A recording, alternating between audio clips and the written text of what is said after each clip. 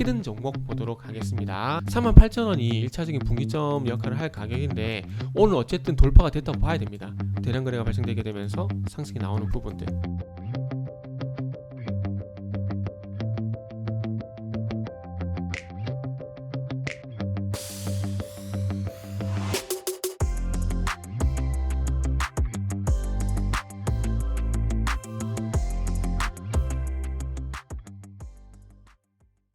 자, 반갑습니다. 알파프로 과정 여러분, 정태근 전문가입니다. 11월 2일 방송 시작을 하도록 하겠습니다. 자, 첫 번째 방송 종목은 호텔 신라고요. 그리고 방송 말미에는 히든 종목이 공개가 됩니다. 방송 끝까지 시청 부탁드릴게요. 그리고 방송 보시고 난 이후에는 좋아요, 구독 부탁드리도록 하겠습니다. 11월달 하고도 이틀이 현재 지나고 있습니다. 11월달부터는 위드 코로나가 진행되면서 일단은 소위 말하는 음식점이라든지 이런 그 사람들이 많이 가는 다중 이용 시설 해야 될까요? 다중 이용 시설 맞나요? 아무튼 어쨌든 시간 제한도 풀리고요. 어쨌든 자영업자들의 반가운 소식이 나왔습니다. 그래서 어쨌든 위드 코로나 관련해서 뭐 이런 수혜주들이 많죠. 항공, 여행, 숙박, 면세, 백화점 많은데 오늘 호텔 신라를 한 이유는 아쉽게도 어저께 급락이 나왔습니다. 호텔 신라 급락이 나왔어요. 그래서 한번 다뤄봐야 될 것 같아서 한번 준비를 해봤습니다. 자, 그러면 호텔 신라 화면을 좀 보시면서 말씀드리도록 할게요. 자, 현재 화면을 보시면 호텔 신라가 어저께 지금 대량 거래가 발생되면서 8.3% 장중에 하락이 있었고 종가상 7.79% 하락이 있었습니다. 일단 이제 수급을 보시면 어저께 전향적으로 일단은 외국인 기관의 동반적인 큰 매도가 나왔어요.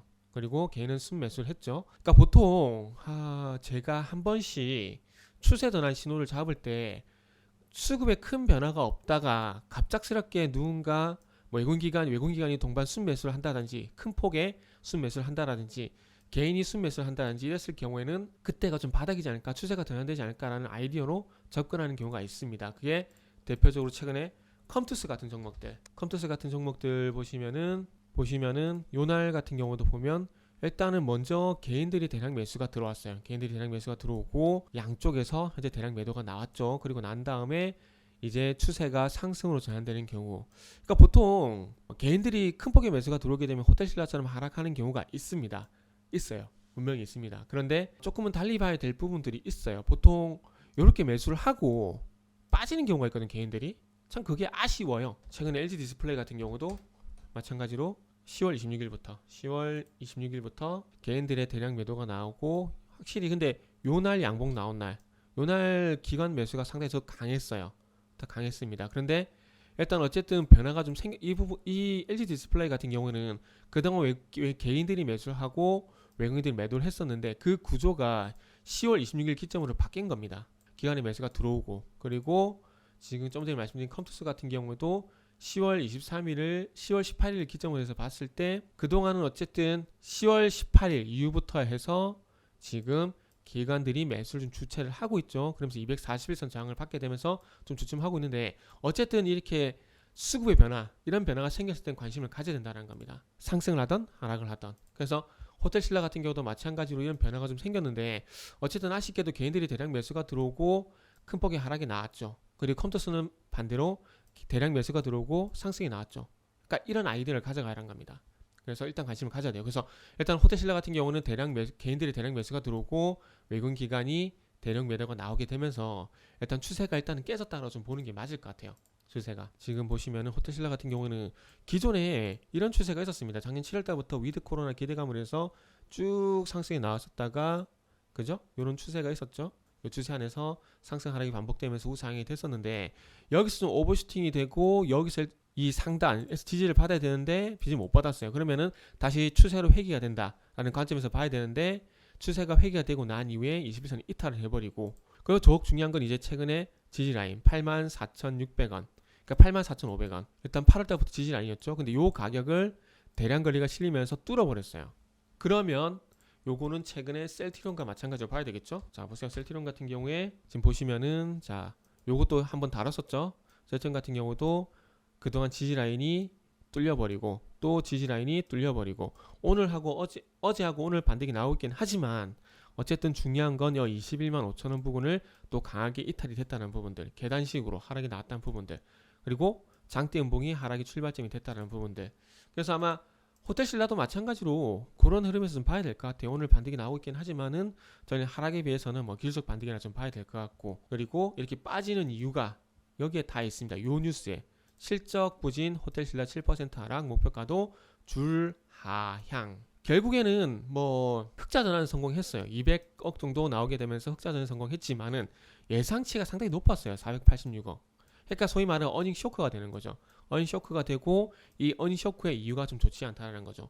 그렇게 여행 수요가 회복되지 않는 상황에서 국내 여행 수요 회복에 힘입어 흑자 전환 성공. 그러니까 국내 여행 수요는 회복이 되고 있지만 그럼에도 불구하고 지금 전적으로 따이공의 매출에 의존하고 있다는 거죠.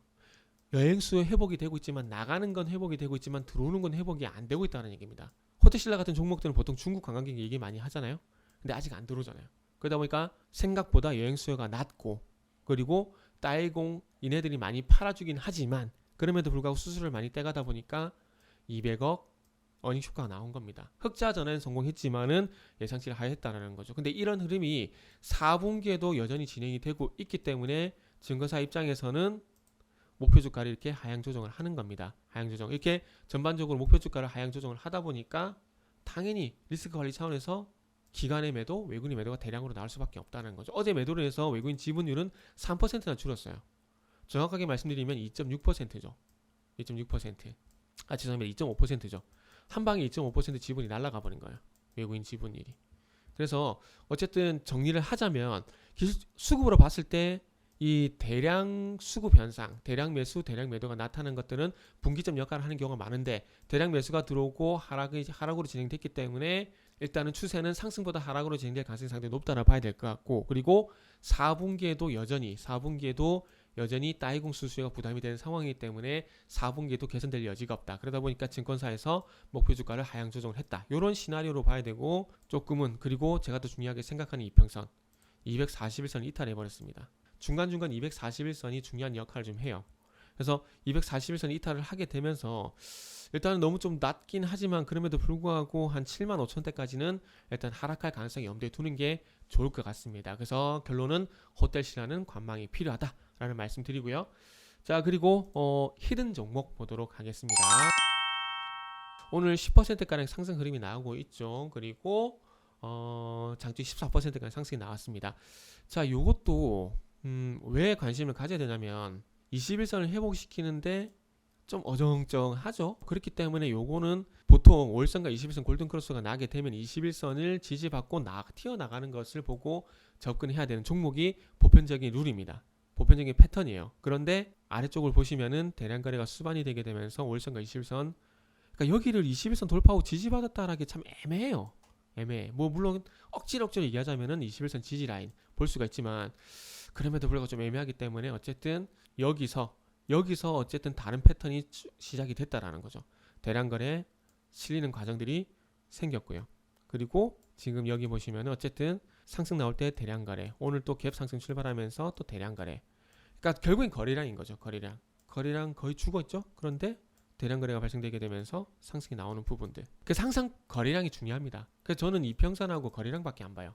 그래서 이런 부분 좀 참고를 하시고, 그래서 이 종목은 그 요소수 관련 종목입니다. 요소수 관련 종목인데 지금 좀 중간에 제가 분기점이 되는 가격대는 요 가격인 것 같아요. 38,000원이 1차적인 분기점 역할을 할 가격인데 오늘 어쨌든 돌파가 됐다고 봐야 됩니다. 그렇기 때문에 일단 38,000원보다는 46,000원의 목표 주가를 좀 볼 수가 있을 것 같아요. 46,000원의 1차 목표 주가 볼 수가 있을 것 같습니다. 46,000원에. 자, 그리고 요소수 관련 종목이라고 말씀을 좀 드렸습니다. 그래서 이 회사가 롯데정밀화학과 국내 요소수 시장을 80%를 현재 점유를 하고 있다는 부분들 참고하시면서 히든 종목은 네이버 블로그 홈페이지에서 확인을 부탁드립니다.